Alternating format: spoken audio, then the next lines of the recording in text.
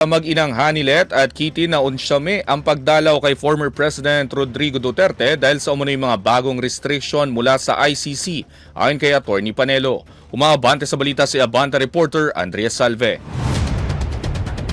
Hindi natuloy ang sanay pagbisita ng mag-inang Hanilet Abanceña at Kitty Duterte kay dating Pangulong Rodrigo Duterte sa International Criminal Court dahil sa umano'y mga bagong panuntunan at restrictions na ipatutupad ng International Tribunal. Ibinahagi ni dating Presidential Legal Counsel Atty. Salvador Panelo sa Meet the Manila Press Forum na nakausap niya si Abanceña at ito ang nagsabi na sa ngayon ay tanging binibigyang prioridad ng ICC ang legal counsel ng dating Pangulo. Hindi na raw umano idinetalya ng ICC kung ano ang mga restrictions na ito dahil naging pangkalahatan ang abiso. Kung matatandaan na hindi nagpaunlak ng panayam ang mag-inang Hanilet at Kitty sa The Hague, Netherlands matapos na hindi matuloy ang pagdalaw nito sa dating presidente. Ako si Andrea Salve ng Abante Radio. Ito ang balita mabilis, mapangis, walang